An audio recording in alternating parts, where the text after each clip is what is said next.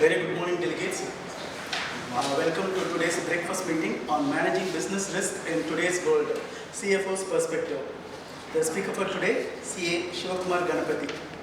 He is the President Finance at Financial Software and Systems and serves on the board of directors at various FSS subsidiaries. In his current role, Shivakumar is responsible for managing the financial strategy, international expansion, plans and mergers and acquisition initiatives for the company. As an ardent believer in a growth-centric approach, Shivakumar is committed to maximizing long-term investor value, ensuring a balanced portfolio of profitable initiatives, whilst maintaining a high level of integrity and transparency for which FSS is known. As a senior leader, Ganapati Shivakumar has spearheaded various transformation and innovation projects with the FSS aligned with the company's evolving business landscape. Shivakumar has rich experience in debt fundraising, treasury management, raising equity from PE firms, corporate development, contract drafting and negotiations with private equity firms and banks. Ganapati Shivakumar also has masterful experience of handling strategic litigation before Indian courts and international arbitration centers and settlement of disputes. Before being named President Finance, Shivakumar held various roles in the organization where he was responsible for strategic long-range planning, budgeting and forecasting, new offer development, as well as analysis and product pricing. Prior to FSS, Shivakumar handled costing for composite textile mills and leather manufacturers. He is a qualified chartered accountant and cost accountant. Please put your hands together to welcome the speaker. Before I hand over the proceedings to the speaker, let us rise for ICU. As a mark of respect.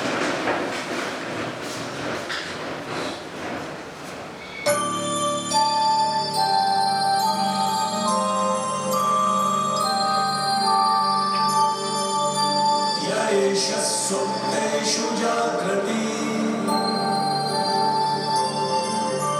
यैष सुप्तेषु जाग्रति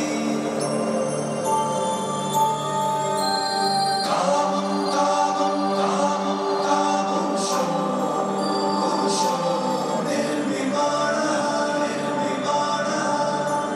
तदेव शुक्रं तदब्रह्मा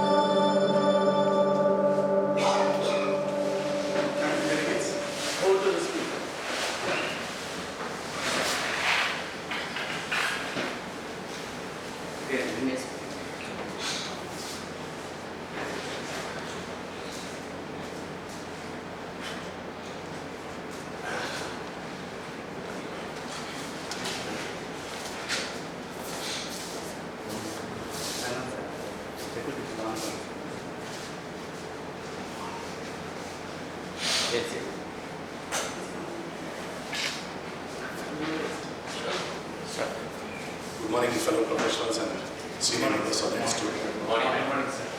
Great pleasure in being here. This is one of very rare opportunities for me to visit the institute. After qualifying in '92, this is the third time or fourth time I'm stepping into the institute. So, we're glad to see you all. So, DG Suresh requested me to be one of the presenters. Then I thought, okay, this will be one topic where I can talk because of my experience in the industry. I do not know how many of the fellow professionals of the industry are in the practice. But it will be more of a person in the industry, grown, and how as a CFO I need to organize in terms of and assess the business risk, and how I have to keep the board updated and take measures to handle the risk or mitigate the risk. So with that perspective, I would like to set the tone and take you through the presentations. Some minor modifications I have made in the presentations after I have circulated this to the institute. Very few minor modifications, it will not be much. So I'll take you through this. From an introduction perspective, I would like to touch upon that as every finance professional may be aware, the risk and challenges are part and parcel of the business. This is true for a person in practice, this is true for any small shop, a kirana shop, or an SME, or a large-scale organization, and a growing organization like us. We feel, or as a finance professional, we feel that this cannot be avoided, it can only be mitigated. If anybody wants to set up a business or run a business which will be risk-free, then I feel that there cannot be any business in this world which cannot be without a risk.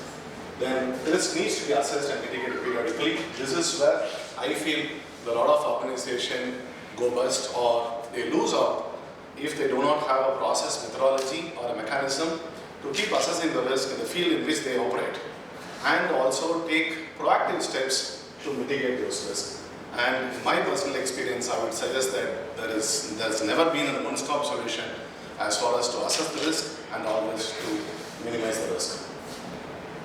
So every company has its own risk management process. I will not say the companies do not have it all, whether it is an established process or it is a rudimentary one. Every company has got its own method of assessing the risk and the process of mitigating the risk. But the way I have seen that the process is always including my organization. It's not that we have a very robust risk mechanism, risk assessment mechanism, and we identify the risk before it hits us.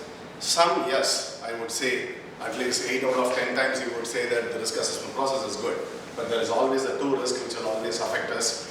And that is why I say that because of the volatility of the environment, because of the field in which we operate, I would like to touch upon the organization. Sorry, I missed to give the update about the organization. I work for a company called Financial Software and Systems Private Limited. We call it FSS.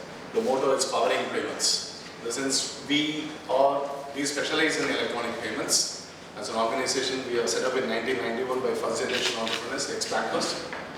And we have never moved out of the domain for the past 28 plus years. So if you are using a debit card, we will be touching your life in one way or other. Whether it is an ATM or a POS or a payment gateway, mobile, UPI, you just name it, you will be there. In one way or other, we will be touching your life. That is what our organization is all about. We are a homegrown multinational. We are operating in 8 subsidiaries across the globe. And I've been part of the organization for the past 8 years. This is my 19th year in the organization. So I made an attempt to segregate the risk into 2 buckets. One is what are the internal risks which the company has to be aware of and the CFO has to take cognizance, and what are the external factors which might also affect the organization as the organization proceeds. Then the question is, why is the CFO involved in assessing the risk? So gone are the days where if I have to put it in terms of the connectable role of chartered accountant has gone. So the CAs have started participating more in business. The business partnering is order of the day, whether we are in practice or we are in service or we are doing a consulting business. Understanding of the business is very, very key. That is where the current crop of CAs also do very well. Their understanding of the business, their understanding of the technology has been phenomenal. So I've been very lucky to be part of the organization. So except writing codes, I almost have done everything in this organization. I'm not taking pride in that, but still that is how the understanding of the business has to grow. Unless we have that kind of understanding of the business, it will be very, very difficult to assess the risk, negotiate the contracts for the company, and take care of the organization's well-being. So it is not only financial complaint. As a CFO, sometimes we get restricted ourselves to understanding only the finance aspect of it, funding aspect of it, and the regulatory aspect of it. But we have to travel beyond that. The technology aspect of it is also playing a key role as a growth of a CFO, because we have to necessarily understand technology. Because in my organization, any fintech companies for that matter, the technology spend is one of the highest. And technology can change, and the way the changes happening in the technology and the disturbances happening in technology, a CFO has to be aware of what are all the new things that's coming up, what are all the things that is getting into an obsolescence stage, and we need to be aware of the risk that gets packaged along with these technical changes.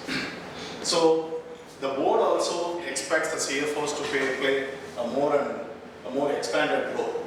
The board doesn't expect the CFOs to get restricted only to the number crunching and presenting them the ratios. They want the CFOs to participate more in the business strategies and technology committees and stuff like that. That is why the the CFO role in assessing the business risk and providing solutions to mitigate those risks is of paramount importance.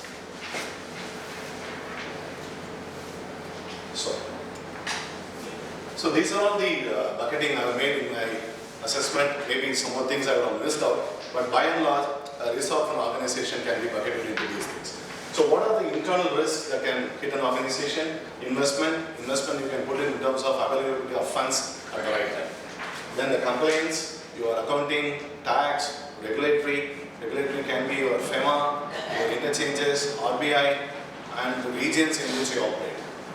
Then the fraud and ethical issues, I'll touch upon some of the instances that has happened in the market and how you have to take care of those fraud and ethical issues in the organization, and people-related issues. These are all the major internal risks or challenges which a CFO has to be aware of and take steps. On the external factors, demand for your products, demand for your services, the supply chain management. For example, we manage almost 45,000 ATMs in this country. So the supply of services for us to package and integrate with the bank is also very important. Then the geopolitical changes which may affect us, and the technological changes and technological disturbances which affects organization, which a CFO has to be aware of. So investment, if you have to place it at the availability of funds that is required in time. So typically what happens is many organizations, they start looking up for funds after they reach a stage, after they exhausted all the avenues of funding. So this is one mistake typically every organization does. But in my experience, what we always do is, we always draw a 3-year plan in advance. And I always do a 3-year bridge funding ahead of time. And our philosophy is always to make an investment when there is a downturn. We don't make an investment when there is market is at peak. As a philosophy, we make an investment when there is a downturn, then we are ready to reap the benefits in the market hits the roof.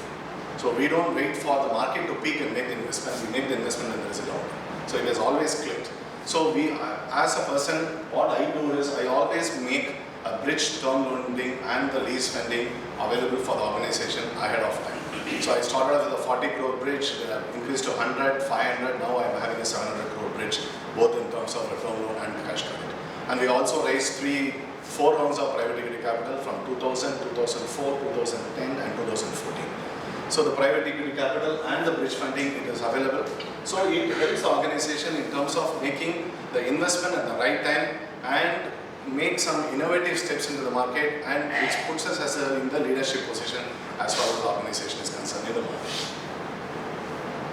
This is typically the domestic and overseas where to make an investment. This is the dilemma that always comes to an organization which has a cross-border functions. So as I said, I have a 8 subsidiary starting with the US, Canada, Sharjah, UK, Netherlands, Singapore, Australia and South Africa. These are all the areas where we have the subsidiaries. So where to sink the funds, where to keep pumping the funds. Some of the subsidiaries are not really doing well the way we expect the subsidiaries to. If I look at the parameters in terms of financial parameters, some of the subsidiaries are not doing well. But if we make the assessment of the market, for example, Australia as a market and UK as a market, those are the markets which are really mature in terms of electronic payments, and I have to necessarily keep sinking the funds in terms of investment. It has not picked up, but it will pick up. So, but we have to keep making those assessments in terms of how many proposals we keep rolling out, how many leads we keep generating, and how the market is trending towards in terms of electronic payments. We make a thorough study every 6 months, then make an assessment of whether to make an investment in the subsidiary or the subsidiary has reached a saturation stage. Domestic, we have to make investments because the digital payments is the buzzword today. So we make tremendous investments, whether in the form of payment gateway or in the form of UPI or in the form of BIM, you just name it, we keep making investments. And it is not that after making investments, immediately the transaction flow through. For example, the payment gateway, we are the only independent third-party payment gateway in the country. We conceptualized the idea and made the investment in the payment gateway in 2001. We started doing around 1,000, 1,500 transactions. Today, on a good day, we make around 3 million transactions on payment gateway. And mobile also similar. As an organization, we process around 7 to 8 million transactions on any given day, together payment gateway, mobile and ACS. So that is the kind of investment you need to be ready with, and you have to assess how the market is going to behave, because behavioral pattern of the people is also important. Then we have to be ready for those investments. The moment you make those investments, next issue comes as a typical finance professional is what is the debt equity, what is how it is the debt is going to impact your valuation, what is the free cash flow, and how are you going to manage the covenants. So we work very closely with the banks. In my experience and my opinion, I don't really look into the debt equity ratio. I always look into the EBITDA to loan ratio. As in the balance sheet, you might have enough ability to draw funds. You might have a net worth of 1,000 crores. Your debt will not be even 200 crores. So the debt equity will be perfectly falling in place. But if you look at the EBITDA to loan, EBITDA is the cash generation point. Whether EBITDA is giving enough gearing to take care of your interest repayment and the loan repayment capabilities. So I always look at a parameter of 1.75 times your EBITDA to net debt. Net debt is what I look into.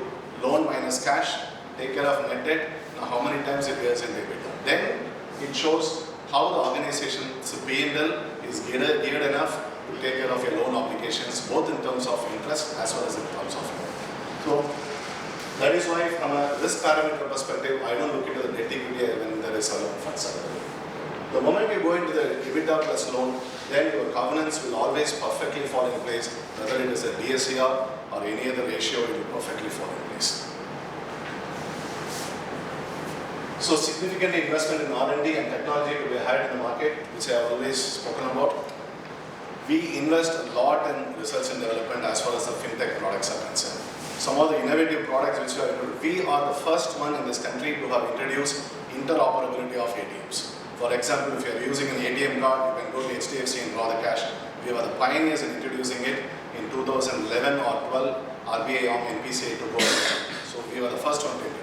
Similarly, a lot of innovations like railway ticketing over ATM, airline ticketing over ATMs, and you can also discharge and redeem your mutual funds through ATMs. So those are all the very innovative products we have introduced. So that is why our investment into R&D, our investment into technology is ahead of the market, which I will be proud to say. Compliance, regulatory related challenges, which a CFO has to be aware of is taxes. Everybody is aware of how tax compliance is very important, and audit related, FEMA related. So audit related, till I got into this organization, I never heard of a concept called revenue recognition. So I was working in manufacturing, everything you invoice, it goes into your revenue. Then when I get into the software company, then the concept of revenue recognition came in place. We are audited by KPMG, now we are audited by PwC, VSOE, and all those concepts I learned in 2001, 2002. Then I have to be aware of the changes that's happening in the accounting standards. I need to be aware of how it is going to impact my revenue recognition, link it to valuation, link it to shareholders' wealth. So this I need to be on top of. Then FEMA and other things everybody is aware of. FEMA, where it is really impacting us is we have overseas subsidiaries. And the collections in the overseas subsidiaries which has to be pumped back to India is where the risk is. So 9 months I need to go back for the, up to 9 months there is no issue. 9 months to 24 months I have to go for an RBI approval. Beyond 24 months, as of now, there is no RBI approval. Either you need to go for an RBI approval for a write-off, or you need to keep having it in the balance sheet. And what happens is you go into the watch list. Despite the debt being a good debt, despite the debt being a recoverable, still you are on the watch list. So that is where the risk is from a FEMA perspective. Environment and safety, labor, anti-money laundering, it again plays a role because we deal in people. We are having almost 2,800 people in our organization. So the work safety is very important. We are audited by Visa, we are audited by MasterCard in terms of how good their working environment is. Anti-money laundering is coming in place because we do transactions for the banks. All financial institutions, the transactions go through our systems. So our risk mechanism, risk mitigation mechanism has to be very good. Then the RBI and SEBI, which I already touched upon. SEBI is important because we have a good ESOP and we have a foreign direct portfolio investor on board. So it has to be SEBI compliant. We are not in the IPO market. The moment we go out, that's a win for the organization. If we go to the IPO market, the next level of compliance is that comes in. The cross-border transfer pricing and profit retention issue is really where we spend a lot of time as an organization. Some of the subsidiaries, they all act as a distillery for us. The parent is the principal, they act as a distributor. So minimum margins we leave and bring it down. So my transfer pricing has to be compliant locally as well as from the perspective of the respective regions. Now the challenge is three subsidiaries we are growing big. We are raising debt at those subsidiary levels. So how do I generate the cash flow for those subsidiaries to discharge the debts? And how much of retention of money I have to raise it there? Then I am flipping the relationship. The subsidiary is acting as a principal. The parent is going to act as a subsidiary.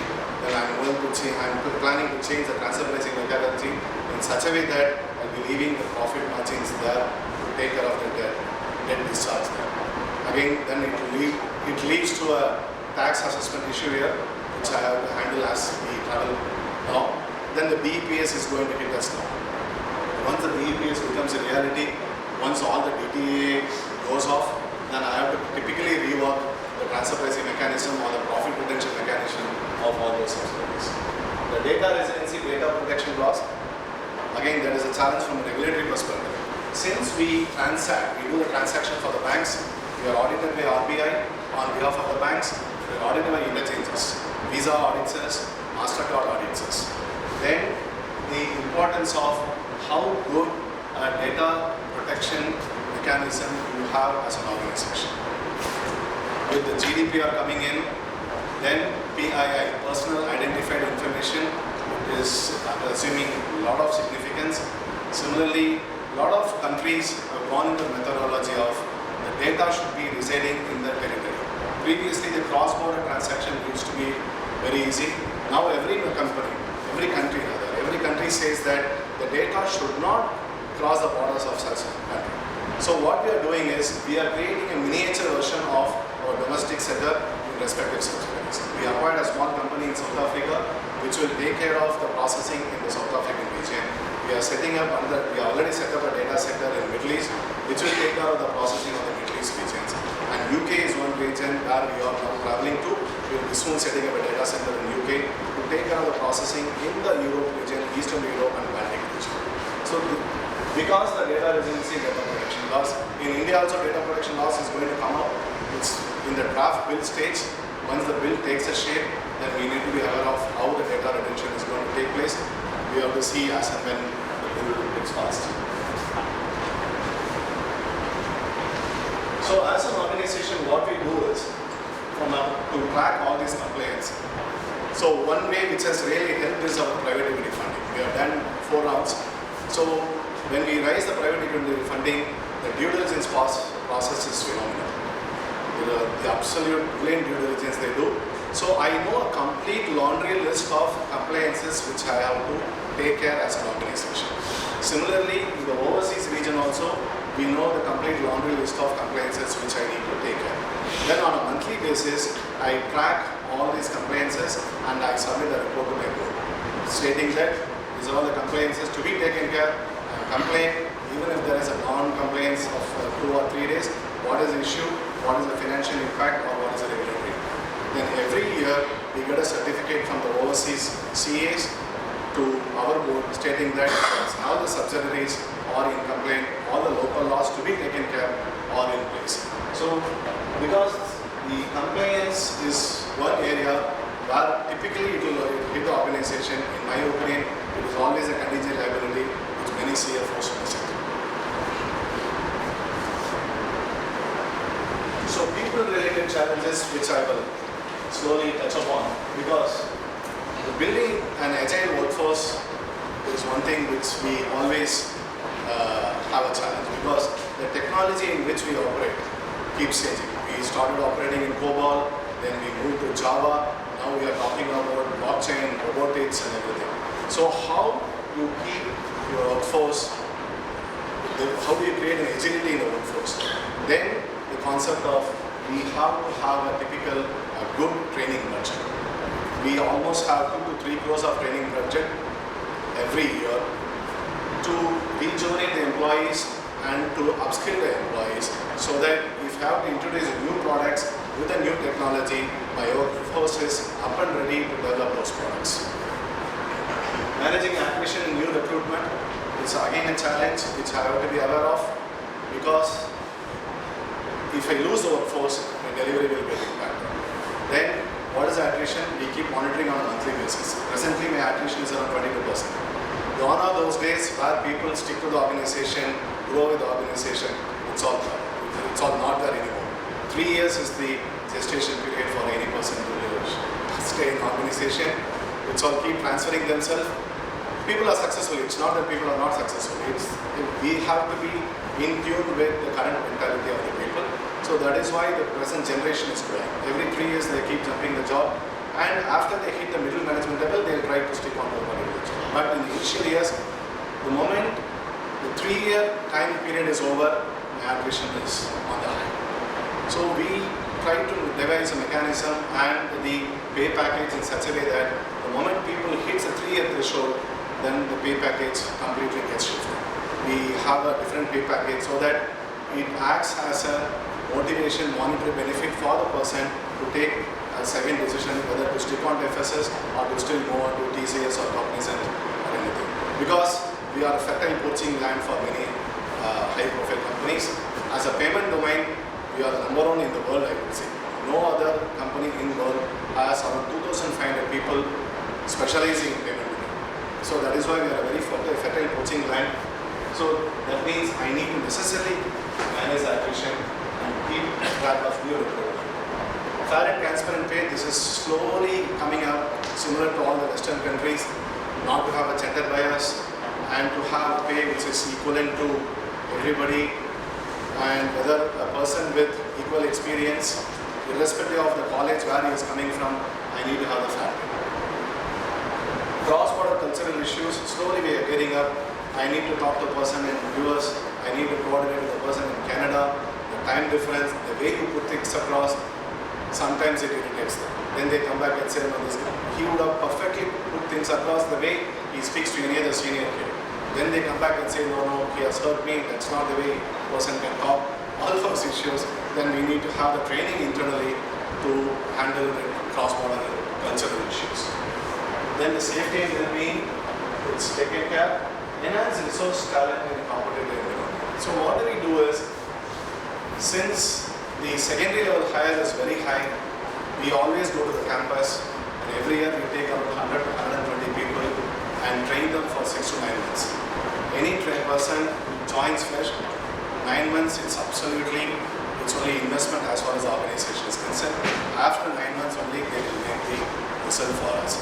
So we will track in such a way that how many people are on board, whether they are productive, not productive, how much of bench I carry. This is one area of risk because it hits the payroll. Fraud and ethical related challenges is one thing which I have to touch upon because of the space in which we operate. As I said, we process transactions for banks, a lot of customer data goes to us. Some of the challenges, some of the risks which I have said is the EJ. EJ is nothing but electronic journal, we call it. In an ATM, whatever you do, it gets recorded. Previously, it used to get printed in a manual paper, now it is all electronic. See, one of the competitor organization, what has happened is, the EJ electronic journal is pulled from a remote location. It was stored in a DAT format. So the person who was handling this, for example, X-Bank, I don't want to name the bank also, he opened 10 accounts in 10 branches of the X-Bank. He would do a drawal in each branch. When the EJ comes back and says, EJ will say, okay, this cardholder has drawn 10,000 from ATM in say Nagoma Road. He will change the EJ transaction, he will change it as 1,000, then he will go and lodge a complaint with the branch. Then my account is debited for 10,000, but I have drawn only for 1,000. Then the bank would look into the EJ will say only 1,000 because it was in a DAT format. So I was also handling legal firm organization for almost 13 years. Then I analyzed this chain. Then wherever we got into this contract, I told the bank the EJ will be pulled only in an encrypted format. EJ will be stored only in an encrypted format. So we will revert back to you. You can do the decryption at your end and identify the changes in the EJ. We will not store it in that format. It will have some time, it is a time-consuming process, but whether if you are making a trade-off between time consumption or the risk associated with this, time consumption is always better. And we also have enough whistleblower mechanisms set inside in in such a reconciliation process so that these things don't hit us. Next thing is caught cloning. Caught cloning is another issue which has hit banks like S Bank, Cosmos cooperative banks. Because sorry to be very technical, your balance gets stored in the ATM switch. It's called positive balance file, we call it. A portion of your balance in the savings bank gets stored in the switch, which processes the transaction. So what has happened is the employees started cloning the clocks. So you would have had a debit card, a similar cloned card that employee of the organization had also had. So even without you withdrawing, they started withdrawing. It has really hit the organization. It was there in the newspaper, it's all there in the public domain. S Bank and Cosmos Cooperative Bank, two major banks which have got a lot of money in this segment. So that is another area where we need to be aware of the ethical issues. Ours is, I will tell you the FS strategy what we have done. Then security products and balance are very expensive. You need to have the security products because the payment gateway we keep doing intrusion testing, we keep doing ethical hacking on a quarterly basis. We allow hackers to come and test our system whether our payment gateway is hackable or not. Then the intrusion testing is another one where anything happens, anything which is not a normal transaction that is happening in our payment gateway, then alert goes. And it is very expensive. We cannot have the internal talent pool or we cannot keep building an internal talent pool for this. We are completely outsourced. There are people like Wipro, Control Case, HCL, they all specialize in this, but it comes at a cost. Sometimes what happens is the fraudsters are also very unique. They keep doing a lot of things which is not very normal. So there is no one-stop solution available in the market. I need to adopt a solution which is available and build a parallel mechanism, peripheral mechanism in such a way that I have to take care of this fraud. So PCI DSS and PA DSS is the strategy which we have. PCI DSS means Payment Card Industry Data Security Standard. PA DSS is Payment Application Data Security Standard. PCI DSS is at the environment level, whether the network and the environment where your servers are located, whether it is prone to somebody hacking or not. So we are a level 3 certified in PCI DSS. That is where we take a lot of comfort, and also we ensure that the products are PA DSS. That means Payment Application Data Standard. Whether any hacker can get into our products and introduce a malware or a code which will create some untoward incident. So we take extra care as far as this, and we keep doing a lot of R&D on this. And we have a strong reconciliation system. Almost, if you have to put a number to it, 85% of the transaction happening in the country we reconcile. Whether in a hosted model or in a licensed model or on a third-party services model, almost 85% of a debit card transaction happening in this country we reconcile. So that is the kind of a robust reconciliation mechanism we have in place that would throw up anything that happens and immediately an alert goes. Every day the reconciliation happens. It's a 3-way reconciliation process between the GL cash, the ATM cash, and the switch cash. So that is how we do it. Is it fully automated? It is automated, sir. We don't have a manual mechanism. It's absolutely automated process. There will be still people running the solution, but it is an automated solution. It gets an exception. The reports are shown in the Excel sheet, but the software, it's not Excel. It is a robust software which is in place. It is not a macro driven in Excel sheet. So the transactions from a switch, transaction from a GL of the bank, and the electronic journal from the ATM, it is all pulled into a 3-way reconciliation.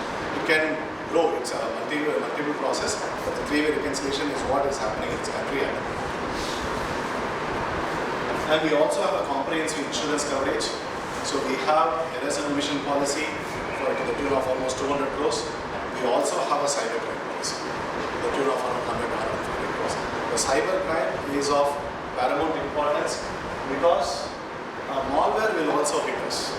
We have only 8,000 ATMs on the various pan-India basis.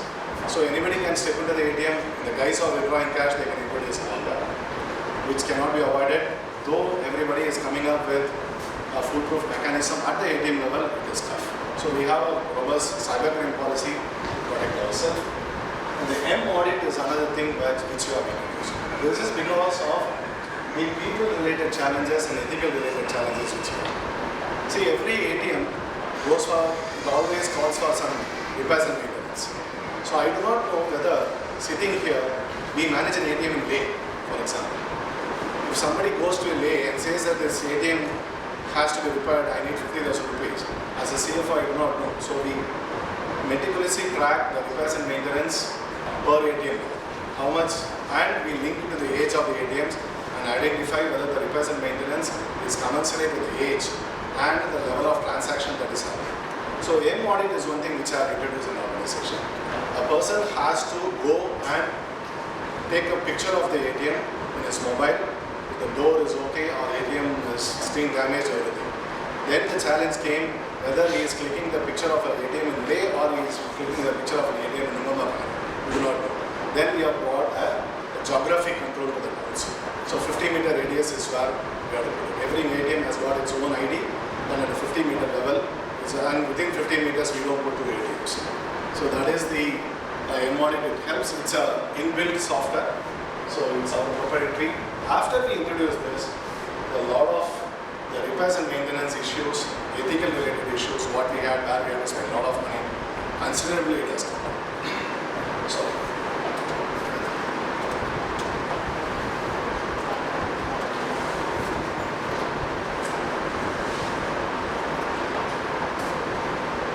another internal one is investor management.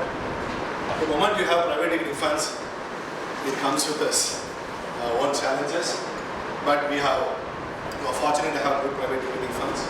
The valuation management is one thing which as CFO you have to be aware of. At what value, what is the liquidation the promoters do and the ESOP holders do, and at what value you get the new investors. So this is one area where myself and my colleague, we specialize in this. The valuation game we play to the perfect level so that we don't lose it. There is no right or wrong, but we ensure that to a greater extent the management valuation is protected. At the same time, the investor also shortchanged. They will not be shortchanged. We ensure that they get their maximum value. At the same time, our valuation is also. Contract negotiation, the investor contract negotiation is very critical. Last time we had two incoming investors, one investor was going out and our side, so we had 4 lawyers negotiating the contracts. The likes of ASFB, Amachan, J. Soccer and Dua Associates, and from our side, myself. So, so the contract negotiation, sometimes you hit the rooftop and you don't have a choice. You have to introduce a lot of new process with the changes that's happening. Previously, funds never used to give indemnity. Now the concepts are slowly changing. We can push. They said, no, myself, we are only a fund, we will not give indemnity. Then we introduce a concept, fund being a fund, after the lifetime of a fund, you give us indemnity. Now we are also going back and introducing, previously it all used to be investor affirmative voting matters. Last time we tried to introduce a promoter affirmative voting matter also.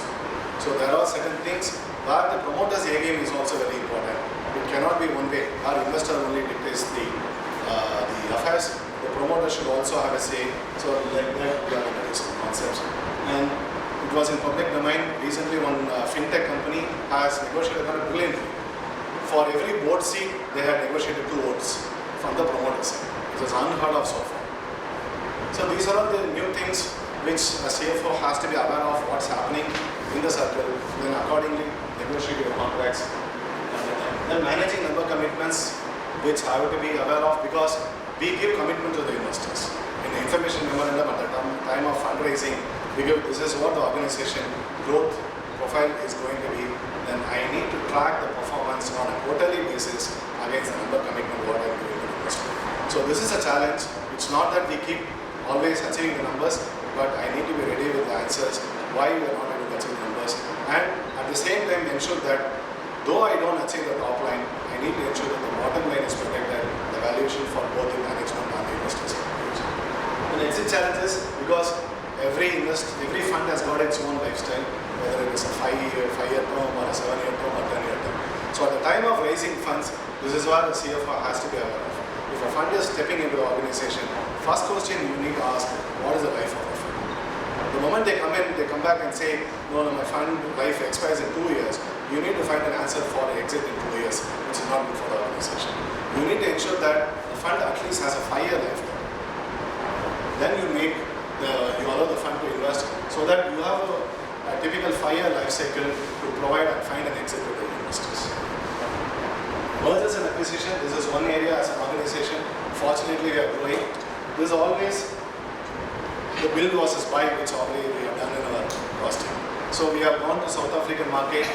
South Africa is one market which is very fertile, greenfield, which is growing, as well as electronic payments are concerned. So our challenge is whether we should build on our own or we can buy a small organization and try to build our organization, our growth there. So the way we have identified is we will do the buy model. We have acquired a stake in a South African company, which is a 20-year-old organization, which is at least 30 to 40% of our size. And with that acquisition, we will grow in the market. And we are also looking at another transaction that they deploy ATMs for the South African banks. So we are looking at the transaction also. And we are also looking at small transactions in Canada. So as a CFO, we have to be aware of this risk. So how much of investment it is going to take for you to build on your own, and how, with your commitment to the investors, how the numbers will profile, how you have to keep making investment.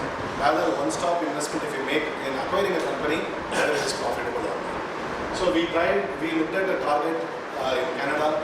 Then though the management was open, I said it's a single man company, single domain, single customer, check it. You don't have to take it. The management also took the view, then we didn't have to take this.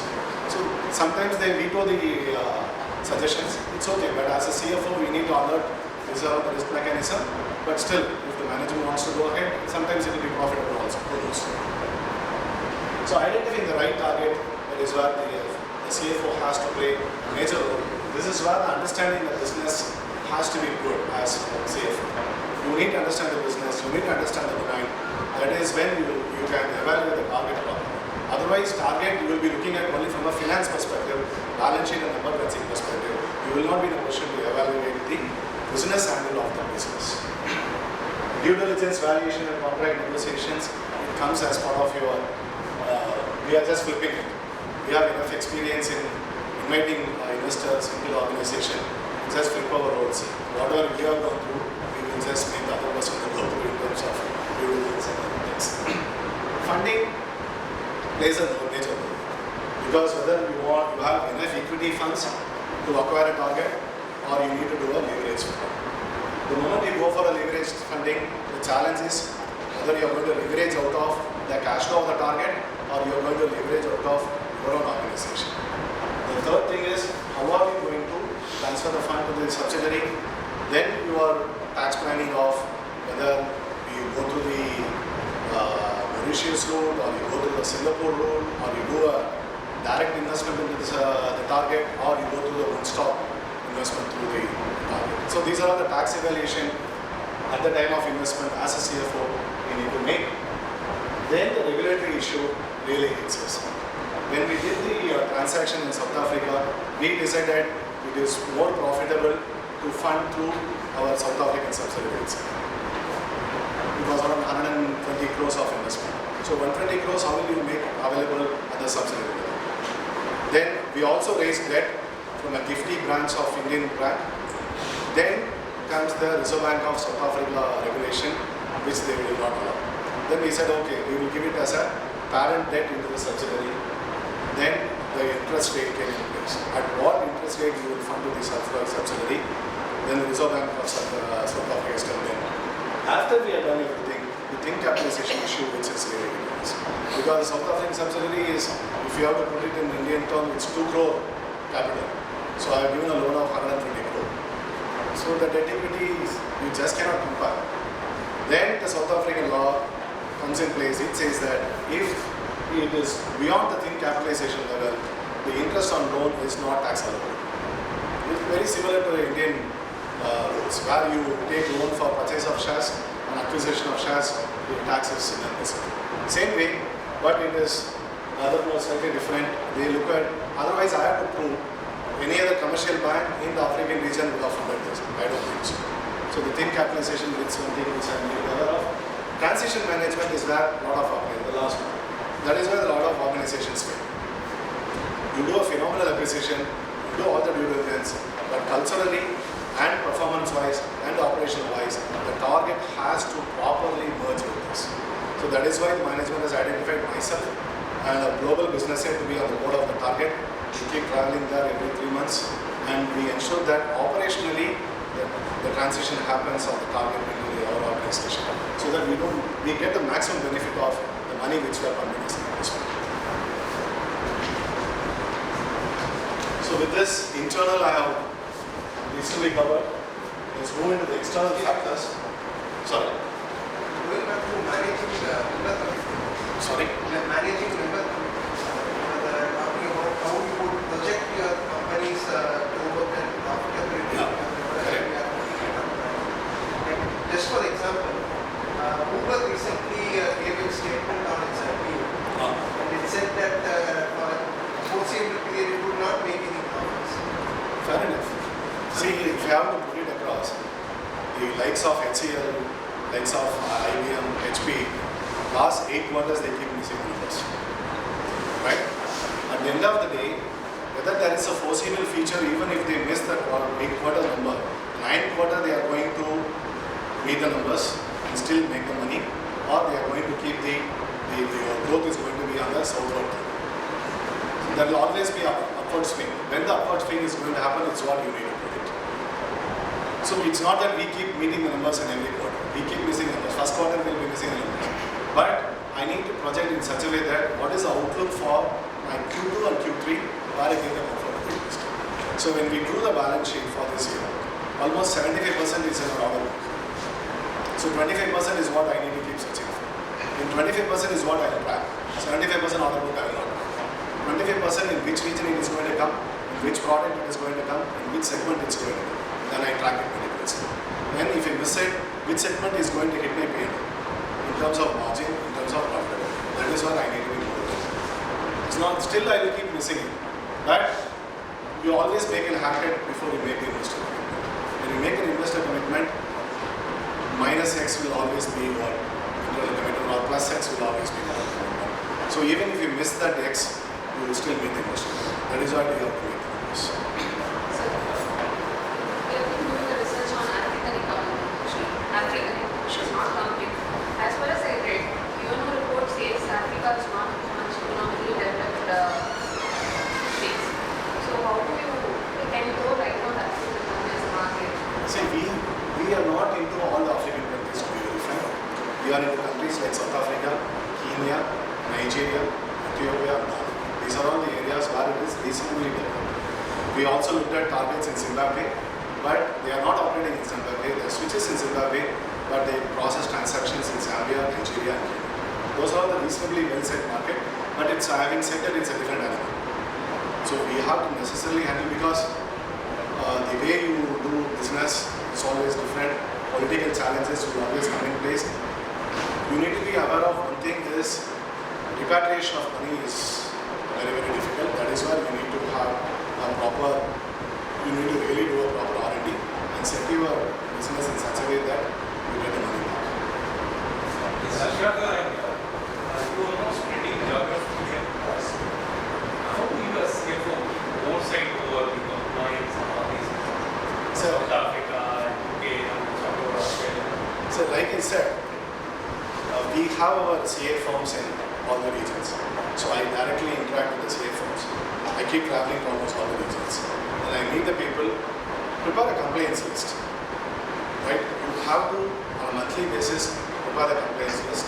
Then I know which region is coming up for what activity to be completed in such a way. So then I monitor that, and I interact with the CA there. I get a report on a monthly basis. Then for our own comfort, we get an annual certificate from them that the organization is fully compliant. So the domestic compliance, it's taken care because we completely are aware of what it is. We are also now introducing a compliance tool. So with that compliance tool, because even domestic also, you cannot keep track of the changes that is happening in shop and establishment, like somewhere in Karnataka or somewhere in Jharkhand. So that is where the pool will really help. Then the pool will take care to a greater extent. So that is how we have to manage the complaints. It is better to have in-house team to keep track of complaints rather than completely outsourcing it. That's my personal opinion. So that you are really aware of what's really happening. If you completely outsource, then you are depending on somebody else. You will not be aware of what is the need of the organization. You can still outsource a portion of it, the tool aspect of it, you can still take it on a hosted model. But as a person, as a CFO, I need to be aware of what are the major complaints. Africa as a region, I think there is some more in that particular region compared to other regions where you operate.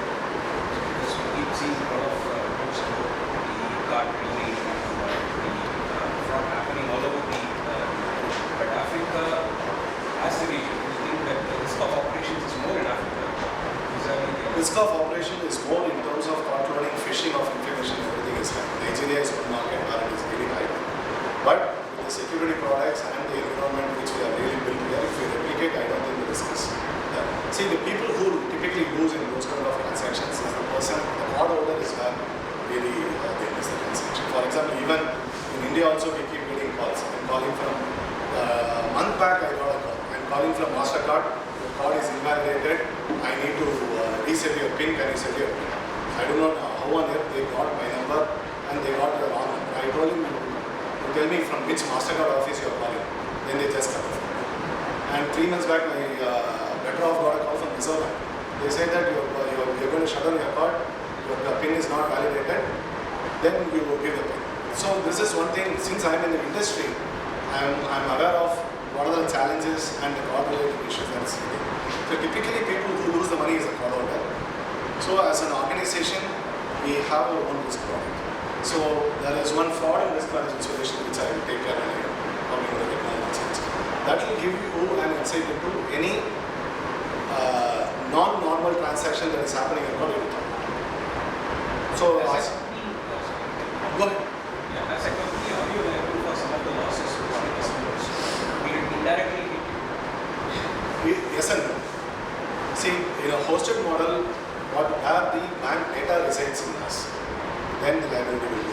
There I am only a technology service provider where the data, the balance lies in the bank's pool, the bank is the responsible. And at the same time, the bank will still coordinate with us. I need to provide all the input to the bank in such a way that nobody has any input on this. Okay, are you on a cloud hosted model for your technology? On a, yes, we are on a hosted model. For example, banks like Karur Vysya Bank, we have Punjab National Bank, Dena Bank, they don't have any ATMs. They only deploy ATMs. We process the transaction for them. In terms of then the data residency and In those cases, data resides in us. Because which will hold the positive balance of, though the core banking authorizes the transaction, for a standing auth, the switch has to hold the balance. The switch will hold the balance. And if there is a standing auth transaction, if there is a failure of the standing auth or fraud happening due to standing auth, yes, we are. the other question I have is you talk about the customer part, I mean the investor part, the commitments what we such as an investor invest money in the company and I expect at least as you said that you don't like Uber not me. But what in the particular part do you build in some kind of clauses? Suppose if you continuously not meet the expectations, if there are penalty, so the investor come back. What we will typically do is, there are two ways we do the valuation. Suppose at the time of due diligence, we know that the valuation, they are just putting up the numbers. Then we do the valuation on a performance based. We always tell them we'll come in at X valuation. And if you meet the numbers 3 years down the line, I'll step up the valuation X %. That is one way to protect you all so that your downside is always protected. The next way is we know, because we don't look at targets, we are not a private equity investor. So we are a strategic investor. So we know the business in which they operate, we know the market in which they operate. We can reasonably estimate the growth potential whether what they say is right or not. And we do a haircut on the numbers, at least to 25 to 30%, then we do it. There is no penalty as such. This is it comes Penalty is what I mean is a minimum kind of return to the investor. So, see, every investor, a private equity investor who comes on board, they always operate an IRR of 25 to 30%, or 5% IRR. So that is why they always ask for 2x or 2.5x. So that is the private equity investor, that is how they look at. Strategic investor, they don't look at that kind of. so you're being in these for 2000, those 20 years there. Do you see them becoming impatient or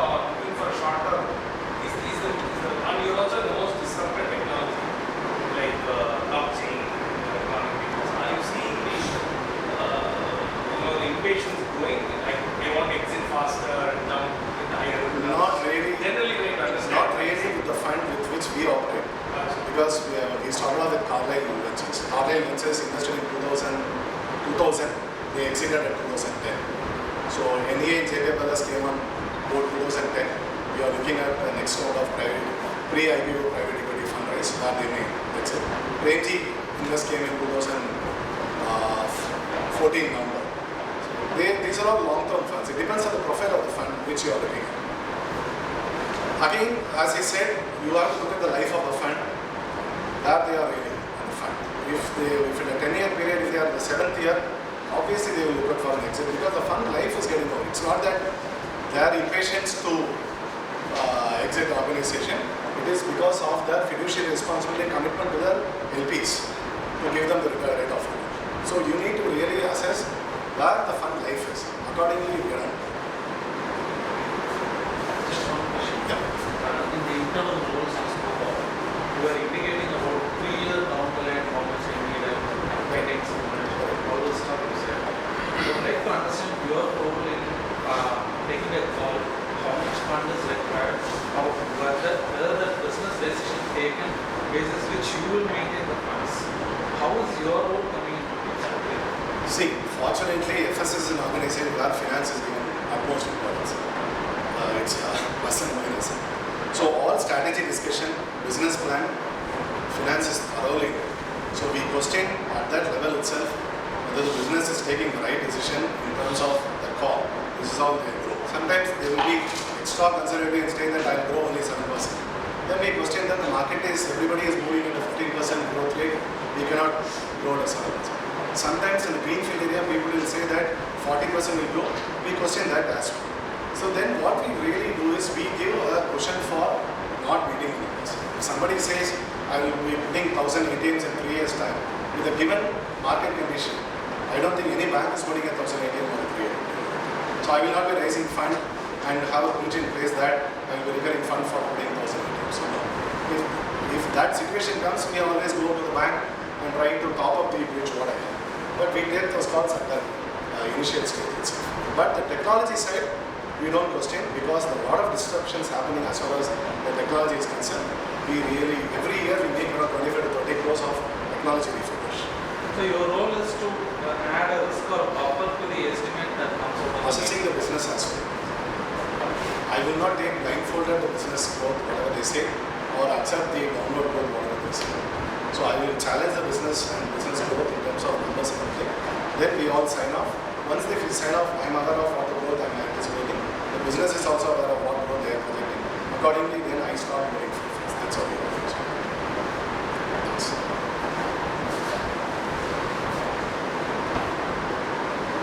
So demand and supply challenges, if you come to external, which is really hitting us. Sorry, this.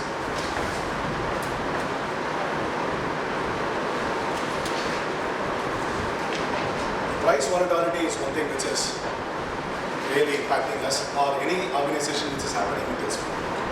Because banks are all moved in, especially public sector banks, are moved into the concept of reverse auction. I don't know how many of you have come across the reverse auction situation. The floor price will be set and every person who is bidding in the process has to keep reducing the price. So finally it's like two elephants fighting. Only one elephant dies and the other one works like that. For example, if you have to take a case of Punjab and Sindh Bank, we manage the switch, we drive around 1,500 ATMs of Punjab and Sindh Bank. The contract is getting expired in December 19. So they have come up with a reverse auction. They did a reverse auction yesterday, right? So the floor price was set at 73% of the current price what they paid. And the auction ended at 21% of the price at which they paid. We walked out at around 60% level because I know my cost levels. People, for some strategic reasons too, they wanted to take the rate. For example, if I am billing the bank for 100 rupees over a period of a year, somebody has taken the deal at 20 rupees. Madness, but that is how the market goes. What happens is I cannot sitting and watching, okay, every deal goes through reverse auction, every deal I keep losing. Somewhere I need to take a strategy call, I need to take some deals at a loss and try to compensate in some other deal, or as far as this particular deal is giving me a marginal cost contribution, I'll still take those deals. I will not be looking at a deal-wise profitability when there is a absolute mayhem in the market. Mapping customer expectation with the suppliers. So this is one critical area. For example, whenever we manage the ATMs, every bank says that my ATM uptime has to be 99.99%. Then I don't manage the ATMs. I have to have a OEM for managing the service in the ATMs. I need to have a link service provider either in the form of lease line or in the form of a VSAT. Then there is a cash replenishment service provider and there is an FLM service provider. I need to integrate everybody in such a way that I make the 99.99%. Then I need to build in the clauses in my vendor contracts also in such a way that my commitment to the bank is secured. This is one area where we meticulously track whether I am sitting on a time bomb on a monthly basis, whether what is my commitment to the bank, what is my vendor commitment to me, whether my vendor meets the commitment or not, or am I meeting my commitment to the vendor, bank or not. This report comes to me on a monthly basis. This is the uptime committed to the bank. This is the uptime maintained. This is the raw uptime. This is the adjusted uptime. So this is what the penalty. This gives one more challenge because to the board I would have estimated this will be a top line. As far as the Ind AS is concerned, the penalty is adjusted at the top line. So I need to really estimate that my penalty doesn't go beyond a particular point in such a way that it still affects the top line. And optically, my profit will not get adjusted. Optically, the growth will not be there, or growth will be a single digit growth because of my penalty issues. So payment delays is really one area where the need for working capital is high for as an organization. For example, State Bank is one of the largest customers for us. I build State Bank across 20 locations in the country. Single contract, 20 local head offices I build. Similarly, Central Bank, UCO, it's just name it. So on an average, for one contract, for one bank, I will be raising 60 invoices. The contract is signed with a central office. Payment is processed at the regional office. Region may not be aware of the contract process. They will process on their own. Then the challenge of the payment delays. Vendor will not be waiting for me. Then there is a higher need for working capital cycle. As a CFO, I need to monitor the collection on a daily basis. We have a collection group internally. Every night I get a message of this is the division, this is what the collection is, and my treasury team will send this is what the working capital usage is. I keep a tab on the working capital usage, and accordingly I monitor the collection and the working capital on a daily basis. This is a routine every morning for me. Unreasonable deductions by the customer, this is the penalties and shortages. It may not be as part of the contract is concerned. The contract would not state this penalty is deductible. But the region will go ahead and say, I will deduct, you go and challenge it wherever you want to challenge it. This is one issue we have. I cannot pass it on to the vendor also because it is an unreasonable deduction. We have that. Then we have to work with the banks, visit the bank, travel to those regions, identify, talk to them what exactly the issue. The issue may not be real, or the issue may be somebody's ego. We need to take care of all those things so that the working capital is protected. Contingency planning is very important. This is why I am coming to your area because this is one thing where though you have an order, the bank may take some calls not to deploy the ATMs. We had challenges like that. We had an order for 1,000 ATMs, bank finally came back and said we will only place an order for 600 ATMs. 400 ATMs we want to wait for. So what we do is, the supply side also we protect our order. We will also place an order for 1,000 ATMs, but we will tell very clearly the supply has to be Indian-based. It's not that the OEM can supply 1,000 ATMs, what will it do with 400 balance? Now the bank doesn't want to put balance. So we always have an Indian-based supply. So we will always have management planning. It is more prevalent in the technology side of it also. Bank will come back and say, my ED wants this customization, immediately we do done our product. 4 days is the time, we will place the order later and go. So as a concept, what we have done is, any work without a purchase order or without a written communication from the customer, it has to be specifically saved. It has to come to me. Then I assess, I take the history of what are the approvals given, whether all the POs are materialized for the previous approvals, then basis that we will build up. And what back and say, no, we'll change the plan, we are not going ahead on this. So I would have spent the efforts. So typically I need to keep track of how much of effort I've lost, how much of money we have lost on the table. I have to build a buffer in the next order. The next service when I go for bidding, I will say 100 mandates I have lost. I have done the work, you have not given me the PO, you need to compensate us. Bank also help, it's not that banks do not help. But as a CFO, I need to be aware of. Especially in the hosted model, we do a lot of customizations free of cost. Because it's a hosted services, I need to be aware of how much of service I do, how much of mandates have been spent on free customizations done to the bank. Then I need to estimate those costs, I need to keep track of those costs in such a way that I need to give the target to the business team to recover those costs. Sometimes we will estimate 200 mandates, we will be spending 300 mandates. So I will analyze the timesheets in such a way that the 100 mandates is the inefficiency of the organization or inefficiency of the customer, or there is a scope. So we have to meticulous to that level as a CFO, identify, then keep recovering those unabsorbed costs for the organization. So geopolitical challenges, the data residency I have already spoken about. Trade embargo, Qatar, the Middle East, Saudi and all the Gulf countries have taken a decision that they will not trade with Qatar. We have 4 customers in Qatar. All customers are through our Dubai subsidiary.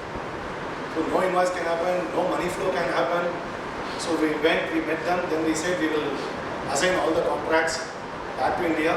So it will be between India and the Qatar customer. Then we got all the collections back in India.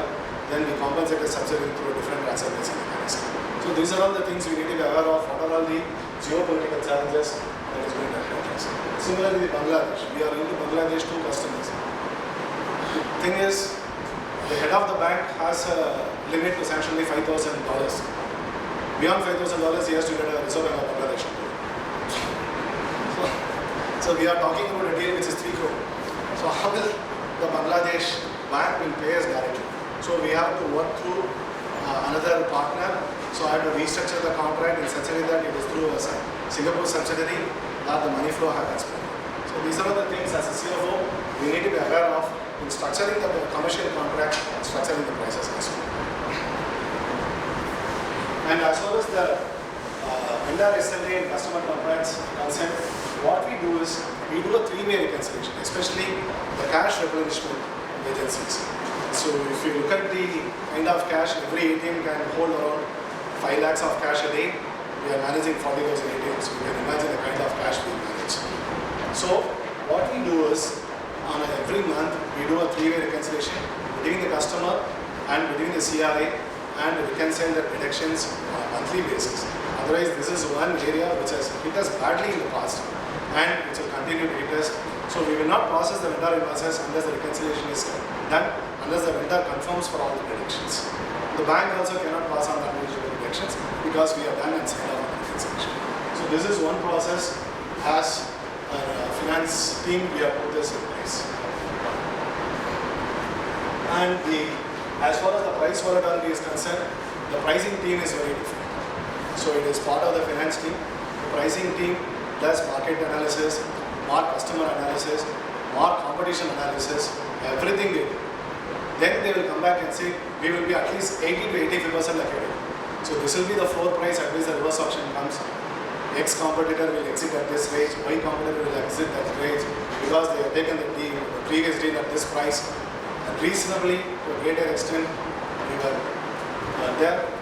Yesterday I estimated at 4 crore level the transaction will walk off, but the people will enter with the 4 crore.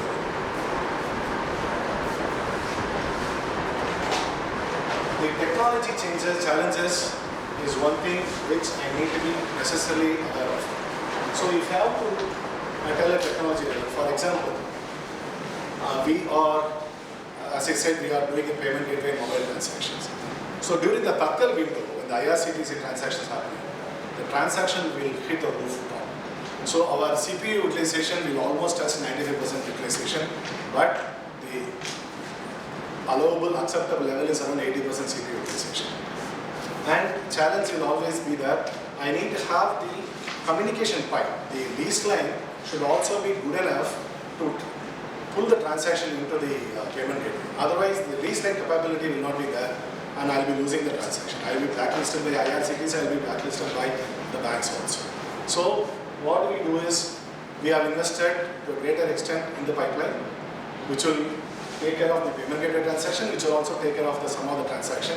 Though, then I spread the cost among the various services. Then as far as the infra is concerned, I cannot build an infra now only to take care of the peak transaction. So we are going for a microservice architecture, we are going through a cloud service operator, those are all the variations which we are looking at. Managing infra, technological obsolescence, and being vendor agnostic is very important. We used to be a HP shop. I cannot be any more HP shop. So we have reasonably HP servers, Dell servers, IBM servers, everything is there. So our data center is a tier 3 level certified. It's as good as any other bank's data center. We need to manage infra. So every month we get a technology server utilization from a technology infra team also as a CFO. So I have so much of servers. What is the capacity utilization of each of the servers?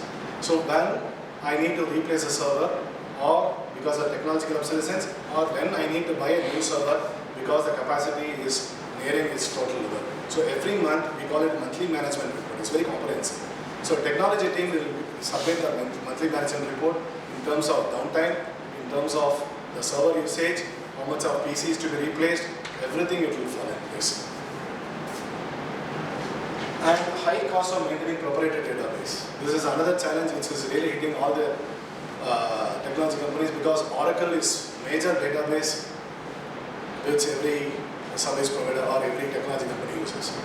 Then Oracle comes with a own price challenge. So I cannot be building a product which runs only on Oracle. So we are looking at building a product on databases like Progress, Mongo, DB2, SQL MX, everything. So in such a way that we reduce the dependency on database. So proprietary database gives one more challenge. I need to have a database administrator also. So Oracle, I need to have a database administrator. For DB2, I need to have a database administrator. They all come at FT cost. So we have gone into the model of outsourcing. So we have outsourced one company who will give us all the database DBAs. So we take care of all the DBAs issues. So keeping pace with the new technology is very important. As I said, I link it back to the training. We invest heavily in training in such a way that we are aware of new technologies, new changes that's all coming in.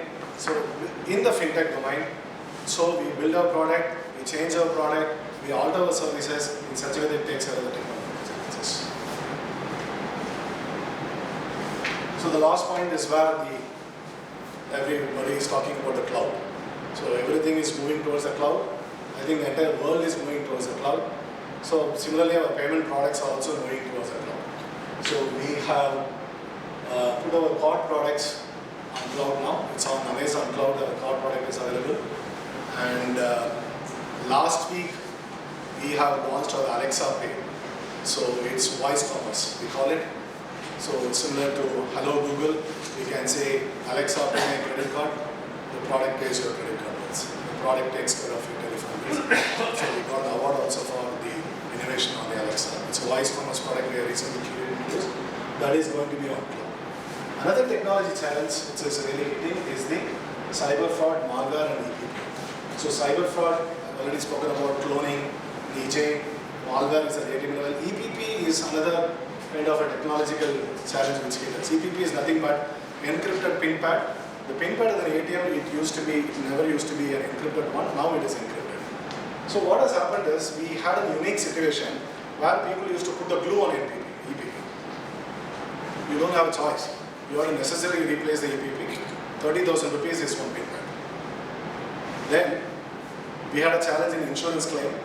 The minimum deductible itself is around 25,000 rupees. So 5,000 claim what you will get for an EPP. Then the insurance said we will not cover because the claim is very high as far as the pin pad is concerned.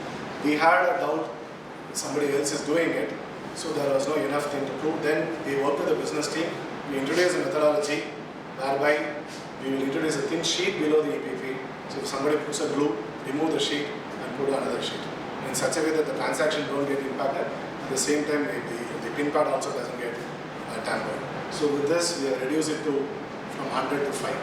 So that is a level of reduction we have brought in. That is where, again, as a CFO, you need to understand the business. then you need to understand the challenges. You have to work with the business, partner with the business, you can bring a solution. So to handle the technology challenges, what we also do is, now we are building a state-of-art technology center of excellence. We are taking people with that kind of a domain expertise. They are not normal developers.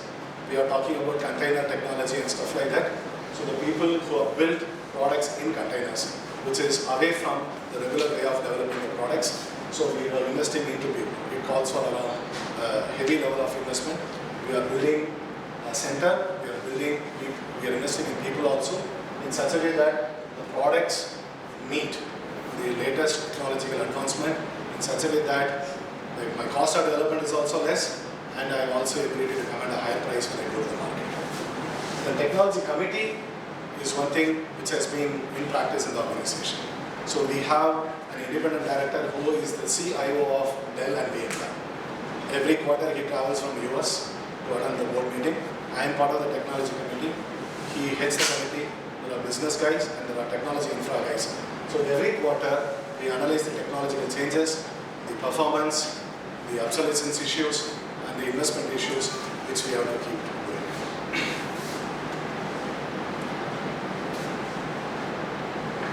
So I will touch the second and third bullet points. Previously the products, sorry for being too technical.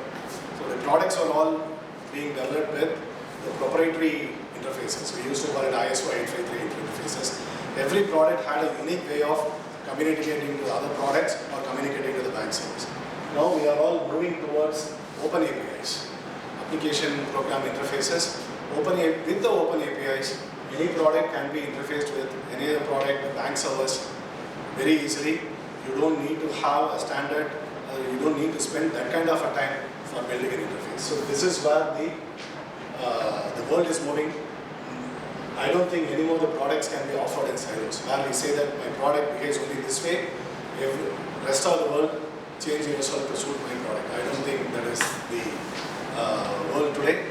We need to build a product with an open API where the agility of a product to talk to other products is high, and your product is also built with a lot of flexibility.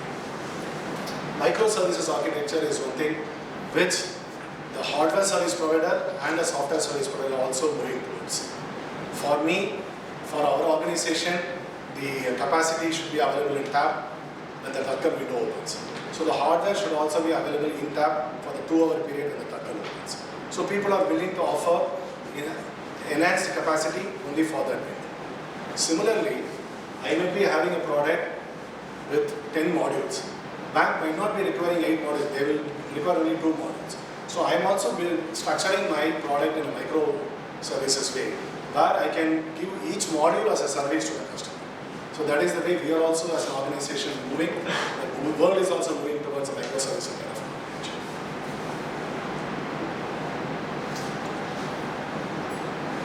So we spoke about the business risk and the compliance related challenges. Some of the challenges we put it up. The demand was a major challenge for us. The MHA the guidelines and the white line is also a challenge. So demand, what happened? In one fine day, the 500s and 1000s were all made invalid. So we managed what it's true for any service provider in the domain. We had to evacuate the cache. So there are no enough service providers who can go to ATMs in Northeast, Assam, Leh, to evacuate the cache in 2 days' time. Then you have to recalibrate the cassette.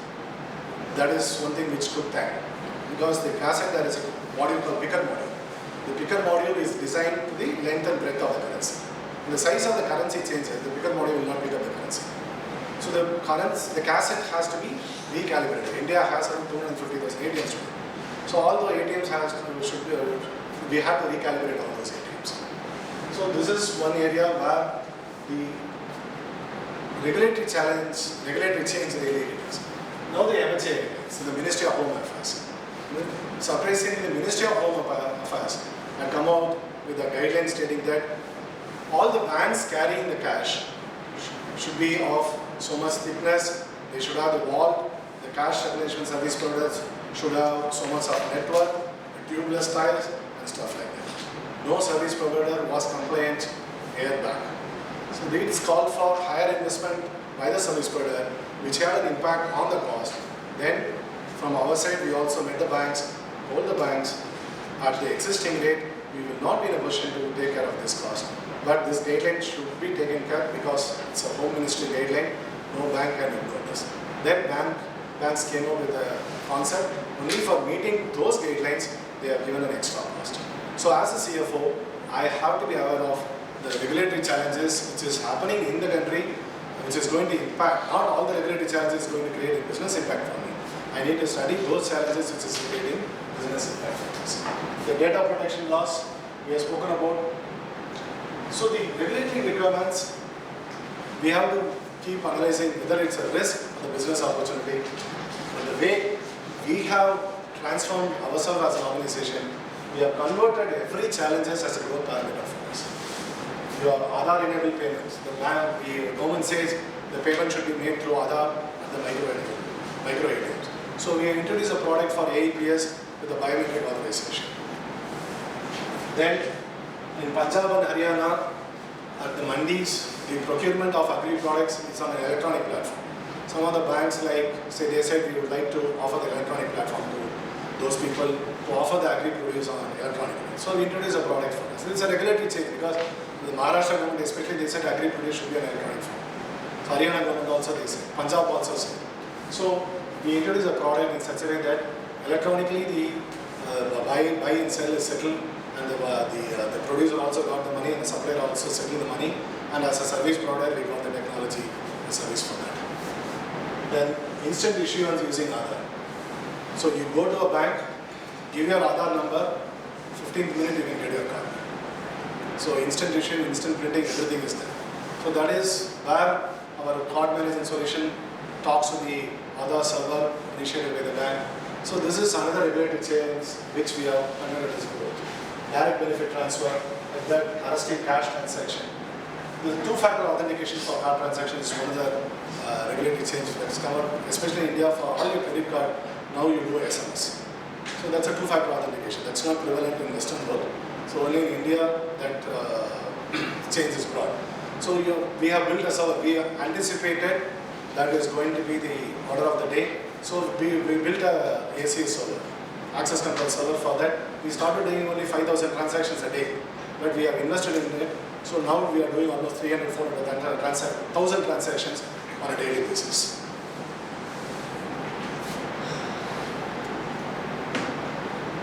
So that's it from my side. Thanks a lot for the opportunity. Hope it was useful. I will be happy to answer any question if you have. Sir, you talked about the processing million transactions per day. Yeah. It's a fraction per day. Do you face any challenges in computing the revenue? No. So how what do we you do, handle it? what we typically do is, we have our own internal mechanism. Then we pull the transactions. We know there is a code attached to each transaction. We know which transaction with code XYZ is billable. Non-billable transaction will also happen. For example, if you interact with Bharat Bill Pay, the bill sets, it's not a billable transaction. So bill sets comes with a different code. Actually, bill settlement comes with a different code. So we written a software and send the bill. So pull only the transaction with the bill settlement code. Then it goes to an FTP server. Then my SAP system accesses the server. Then billing engine SAP calculates the Okay, SAP calculates the revenue. It used to be manual 2 years back. Okay.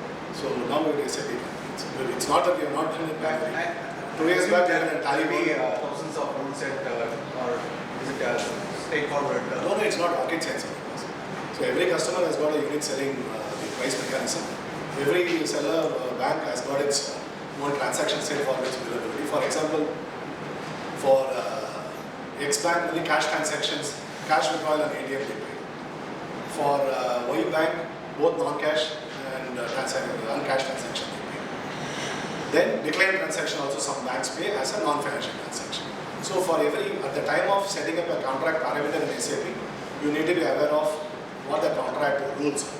Then set the parameter accordingly. Then your engine takes it. It's not very cumbersome process. What from the bank? Do you handle any detailed clients with platforms of payments? No, we don't do, sir. We have never gone out of the banking domain. super merchants, we deal with super merchants like Paytm, Amazon, Flipkart, IRCTC, ICICI, they are all super merchants. So we have a super merchant program, but our the route is always through the bank. Our super merchant program is such that we aggregate all the merchants, offer it as a one bouquet of services to the banks. I have a basic doubt. Basically, it's quite basic. I want to buy a computer, laptop. I went to the brand's website and price was negotiated, everything was good. When it comes to payment options, various options, Yeah. card, debit card, net banking. When we went into the net banking, and it was advanced payment, the name of the brand is not there. Some known subsidiaries name was there. Is it the practice? When I explained the company, he's my back office operator. That's what I was told. I said, you can outsource your operations, not your bank account. A company giving money to your bank account, who is an unknown person to me. No, it's not the case. For example, see, we are used to the physical merchants. These are all virtual merchants. Flipkart, if I am taking as an example, he is a virtual merchant. We can buy a computer to cycle to television to everything on a portal. So what happens is, the Flipkart, the payment gateway, the payment service provider, it will be a Citrus, it will be a Razorpay, or it will be, you can even be a Paytm. That is at the end should pay you money or Correct, should. correct. But he is a back office operator. The name of the company. Yeah. He is a back office operator. He is not like pay you money or Razorpay, not that way. He's a simple way. I went to the website of that. Yeah, they could have outsourced the entire operations to. Is bank account outsourcing possible? No, the bank account still would be the portal or the virtual merchant. No. NEFT code of the particular supplier name is given, not the brand computer name. Maybe I have not come across a situation like Because I this. was heard Not that. come across. The first time then I went into Samsung website. They also mentioned the same way. So when you go into a website of a particular brand, the bank account of a particular brand, they are what a private company, all are MNCs. But bank account is some back office operator. Is that possible? Possible, sir. Maybe Samsung may be a brand, but the Indian incorporated. Samsung Private Limited is okay. Okay. But some ABC Private Limited with whom I have no relationship. Sure. I don't because I'm remitting 100% advance to them. Sure.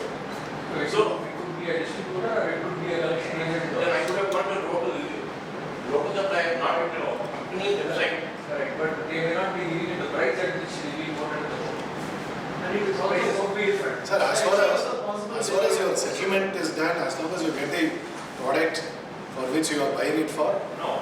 Had it been a credit card operation, I wouldn't know the name of the supplier. sure. When I went into the net banking operation, I come to know about the supplier. Then I went into the name of the supplier because it's a big back office operator. Sure. Then how can you can outsource your operations, but how can you outsource your bank account? Might be a collection It agent, could be sir. collection Collection agent who operates for them. Maybe. So, Because if Today's one is- Samsung may not be able to track all the payments individually. So All well-known brands, Amazon gets money in the Amazon bank. yeah, Amazon Pay itself they have. Amazon bank, Flipkart money in their bank. But the laptop supplier is doing it not to that, it's a well-known brand, not into that, not into that account. It goes to some unknown supplier with whom I have no relationship, I don't know the background of the company. Might be a collection agent, sir. it is also popular that they will be hosting the e-commerce platform where all the distributors will not participate. Pay you money. I take your point. If you order today, you will be directing your online order directly to a person who is nearby you. I understood the order, but bank account. My question It will be is, completely, so for example, Vivek and Co is next to your house and he is also a registered distributor or supplier of Lenovo. He's going to be directing it to his bank account. That's it. He's not going to be taking his money directly. And all that Lenovo would be interested would be the distribution of money. They will also be getting money for the the turnover of the bank, the back office operator will be there. As far as the accounting is concerned.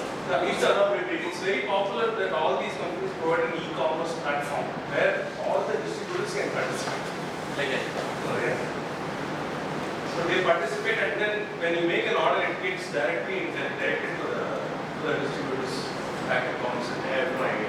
And the first time I'm seeing, So it would be a escrow account also. Yeah, it would be Escrow account where the money is going to that account and that is it's getting partners. A lot of the e-commerce companies who exploit the direct payment. So by looking at the name of the account holder doesn't If I sell, money should come from my bank. Unless I outsource my relationship with outside, I'm not sure. I don't know. Even that would be like this. So it could be a virtual account mechanism also where companies. I think it's, It could be a virtual. No mature. I never support it. It is HP. okay, thanks everyone. HP. Thanks for the opportunity. Thanks for meeting all of you. Shiva, just one Yeah, question.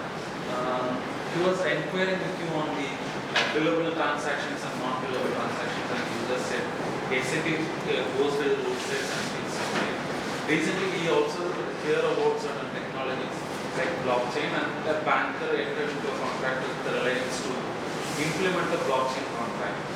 Can that get impacted in your business? If yes, what should be your preparedness to that? Typically, blockchain, in my opinion, we are also getting the blockchain kind of development.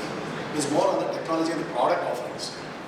So we are slowly analyzing blockchain and robotics are two things which is going to really create technological disruptions in the country. Again, not all the processes can be robotic impactor processes. There will be mundane process in product development where robotics and business intelligence will be in place. We have to wait and see how it is going to evolve India as a country in terms of adaptability. So last time, settlement impact your books of accounts. not this. Not this. Thanks everyone. Thank you.